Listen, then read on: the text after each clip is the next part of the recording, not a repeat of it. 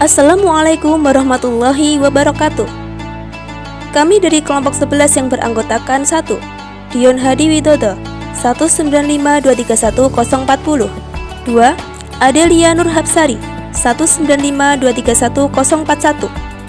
Yang ketiga, Elsa Safa Latifah 195231042 akan mempresentasikan hasil kerja kelompok kami yang bertemakan koordinasi kebijakan Bank Sentral. Poin-poin yang akan dibahas dalam video kali ini adalah 1. Tinjauan konseptual koordinasi kebijakan. Yang kedua, pandangan konseptual mengenai koordinasi kebijakan. Ketiga, pentingnya koordinasi kebijakan. Yang keempat, aspek legal koordinasi kebijakan moneter dan fiskal di Indonesia. Dan yang terakhir adalah bentuk koordinasi Bank Indonesia dan pemerintah. Pembahasan yang pertama mengenai tinjauan konseptual koordinasi kebijakan. Perdebatan yang sedang berlangsung mengenai pentingnya koordinasi antar kebijakan pada dasarnya terletak pada penekanan yang berbeda pada peran dan tujuan kebijakan sehingga perlu adanya pandangan konseptual terkait koordinasi kebijakan Bank Sentral. Pandangan konseptual mengenai koordinasi kebijakan. Menurut Kamus Besar Bahasa Indonesia atau KBBI, koordinasi diartikan sebagai suatu perihal yang mengatur organisasi atau kegiatan sehingga peraturan dan tindakan yang akan dilaksanakan tidak saling bertentangan atau simpang siur. Secara umum, Lambertini dan Rovelli mengemukakan konsep koordinasi kebijakan sebagai salah satu dari kondisi berikut. Yang pertama, exchange of information between policy makers. Yang kedua, mutual acknowledgement of the existence and probable behavior of the other policymakers. Yang ketiga, joint decision making between policymakers, full cooperation, i.e. collusion. Yang keempat, agreement on a sequence of moves between the two authorities. Dari beberapa definisi tersebut dapat disimpulkan bahwa koordinasi melibatkan lebih dari satu instansi yang saling berkepentingan untuk mencapai tujuan tertentu. Tanpa adanya suatu koordinasi tersebut, tujuan dari masing-masing pihak berpotensi tidak dapat tercapai secara maksimal dengan memungkinkan terjadinya benturan kepentingan yang bersifat trade-off. Secara umum, otoritas kebijakan suatu negara terdiri atas dua lembaga, yakni Bank Sentral yang bertanggung jawab atas kebijakan moneter dan pemerintah atas kebijakan fiskal yang dimana antara kedua lembaga tersebut akan saling terikat satu dengan lainnya. Pembahasan yang ketiga terkait pentingnya koordinasi kebijakan. Bank Indonesia sebagai bank sentral bersama dengan pemerintah merupakan agen besar dalam ekonomi yang memiliki peran penting dalam mempengaruhi lintasan perekonomian ke depannya. Kebijakan fiskal dan moneter juga berdampak pada perilaku agen lainnya, yakni rumah tangga dan perusahaan yang akan menentukan kegiatan ekonomi secara keseluruhan. Dalam mempertimbangkan pentingnya kedua kebijakan tersebut, yakni kebijakan moneter dan kebijakan fiskal, serta berbagai kompleksitas yang dapat muncul dalam proses interaksinya, maka dalam pengelolaan kedua kebijakan tersebut diperlukan koordinasi agar dapat mencapai sinergi yang saling memperkuat dan saling melengkapi satu sama lainnya.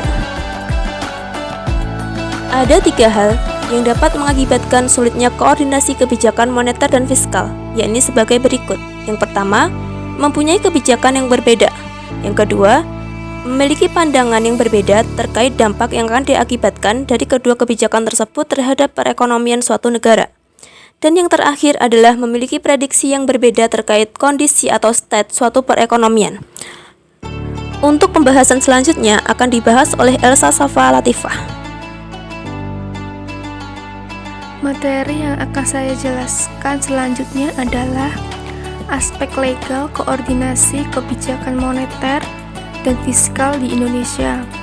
Pada masa berlakunya Undang-Undang Nomor 13 Tahun 1968 tentang Bank Indonesia menjadi anggota Dewan Perwakilan Moneter yang diketuai oleh Menteri Keuangan yang merupakan perwakilan dari pemerintah. Pada masa tersebut, secara umum tidak terdapat permasalahan koordinasi antara otoritas fiskal dan otoritas moneter.